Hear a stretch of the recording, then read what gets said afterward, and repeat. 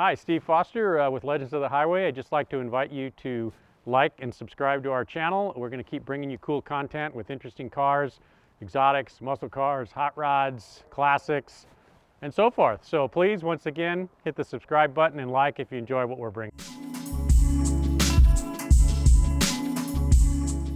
Hi, Steve Foster here for another episode of Legends of the Highway. Today we're at Laguna Seca Raceway for the historic revival, and we are on Trans Am Alley.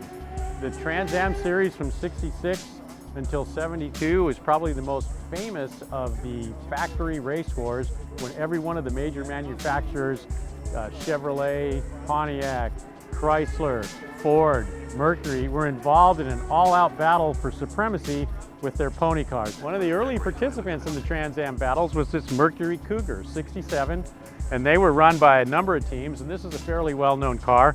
Small block, they were limited to 305 cubic inches, and this is the Bob Estes car, which has been out here for many, many years. Bright yellow is a well-known car. Across the way, we'll see a 68 Camaro, green, also ran an A sedan. So depending whether you're running the SCCA Trans Am series or the amateur class of A sedan, these cars were eligible for either one. All right, so we have an independent car here. This is a 70 Boss 302 Mustang, was run in the vintage Trans Am series and the A sedan series. You can look at the induction system, which was common for these cars, where they have a flexible hose that runs directly to the air cleaner to one of the headlight buckets, and that allows cold, fresh air to go into the engine and assist in the building of horsepower and reducing the amount of hot air going into the engine. Across the way, another Z28 Camaro, very similar to the street cars. So these cars are required to have full door panels, a factory appearing dash. They had windows, window trim. Most of the time they were required to have door handles. So they look very much like the cars that you could buy in the showroom.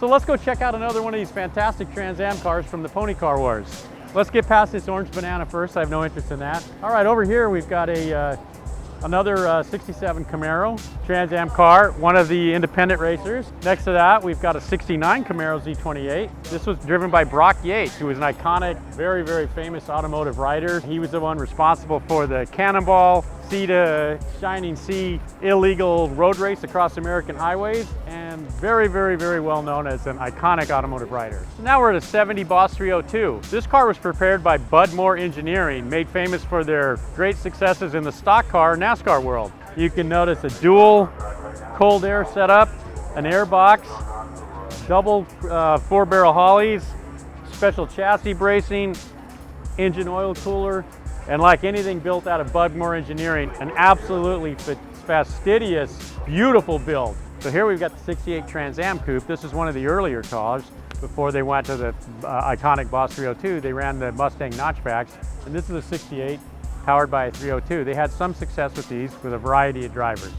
This is another Bud Moore produced Boss 302, and this is a famous school bus yellow car. They were driven by George Follmer and Panelli Jones and won the championship. These cars were again prepared by a race team more known for their stock car success until they entered the Trans Am series and did extremely well. And this series was similar to NASCAR in the sense that they were always looking for ways to bend the rules. And this car is a championship winning car, as I said earlier, and Panelli Jones and George Follmer drove these to great effect. So this is a Woods Javelin. It won the Trans Am Championship in 1972, but prior to that it was built by Penske in 1970 and ran with a 1970 body configuration by Mark Donohue. Finished second in the championship there, and then when Penske began to focus on its NASCAR and other efforts, these cars were sold to Roy Woods, who rebodied them in 1971 in the newer body style, and then they switched to 1972 with the most current body style.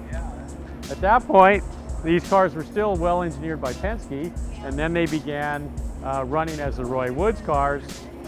304 cubic inch, dry sump, Traco built motors, very, very extremely well engineered chassis design, and a championship winning car. So these cars have a lot of history in both the 1970, 71, and 72 bodies, 72 being when they won the championship. This is the factory 1968 Javelin, driven by George Follmer. Notice we hear the name George Follmer again. During that time period, he drove everything and he drove it well. They actually had bumper stickers that said, "Let George do it," because he drove and won in so many different cars. This was a Team Kaplan built car And they had some teething issues as this was the first year that AMC entered the Trans Am factory race wars. The car did well, had a number of second place finishes, did not win the championship, but did a lot better than most people thought AMC would do as one of the small manufacturers. Here we've got the iconic orange Warren Agar Camaro. Warren Agar was famous throughout the years for running absolutely monstrous Camaros. This is his Trans Am effort, so of course he was limited to 305 cubic inches or less. This car had quite a bit of success, 70 Z28. Warren Agar's cars were almost always painted orange, and in the later years of the Trans Am IMSA series, he built these monster Camaros with these huge engines, gigantic fender flares, giant wings, air dams, and he was very competitive with the factory Porsche RSRs and incredibly fast cars from Germany, and he competed very well with these monster Camaros. This is one of my personal favorites, a 1964 Pontiac put together by a number of Pontiac engineers during their spare time. This car was a 64 and they entered it in a Trans Am race years later, and as you may know, entering old cars in new races is generally a formula for disaster, but these guys have a secret ace, and that ace was Herb Adams and the rest of his skunkwork engineers from Pontiac. They took his wife's car, which was a 64 Tempest, and they made it look like a GTO, which was homologated for the Trans Am series. They put the GTO hood on it, some emblems, and they assigned each member of the team a different area, just like they did during manufacturing. They had a suspension designer, they had an engine designer, they had a powertrain designer, and they integrated all these things together just like they did when they worked for General Motors. So at the Lime Rock Trans Am race, this Tempest was driven by Bob Tullius, and the track announcer made the infamous announcement that out of the mist came the Gray Ghost, which was this car, as it came charging through the field into second place. The car would have probably and most likely finished second place. However, they had this horrific pit stop and they ended up finishing a number of laps down. The legend continued at the Mid-Ohio Trans Am race, where they qualified okay, and then as the race started, it began to rain. Bob Tullius, again piloting the Gray Ghost, began to move his way solidly up the field and was challenging Mark Donohue in the factory car for the lead.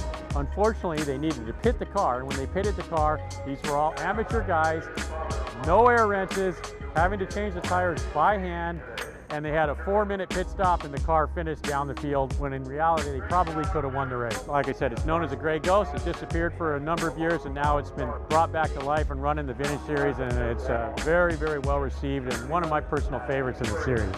Here we've got the 1970 Dodge Challenger. It was built by All-American racers who also had a Cuda that ran in the series. This one was driven by Sam Posey, prepared by Autodynamics as well. It was an underfunded team and was a late entry to the factory Trans Am wars. Even so, despite that, they had a number of third-place finishes, some pole positions, and finished ahead of more teams in the Trans Am series than they finished behind. Not bad for an underfunded team. An infamous story concerning this car is the vinyl roof. The teams would acid dip the bodies in an effort to make them lighter. This car was in the acid bath so long that after it passed tech, the chief tech inspector leaned against the hood of the roof of the car, talking to the team owner. When the roof dented in because it had been made so thin from acid dipping, the team was required to cut that roof off, weld a new roof on before they could race. So just a little interesting story about how these teams tried to bend the rules to get an advantage. Here we have one of the icons of the Trans Am series, the Penske Camaro, painted Penske blue, featuring the trademark Penske pinstriping, driven to great effect by Mark Donohue. He won the Trans Am Championship 2 years, 68 and 69 in the Trans Am Camaros. I think they won 10 races one year, they were so successful. Beautiful car, iconic car. I hope you've enjoyed this stroll down Trans Am Alley, and tune in again for another episode of Legends of the Highway. Thanks for watching this episode of Legends of the Highway, and I'd like to encourage you again to hit the subscribe and like button, and that'll encourage us and help us to continue to bring us cool content about cool cars and their owners. Thanks.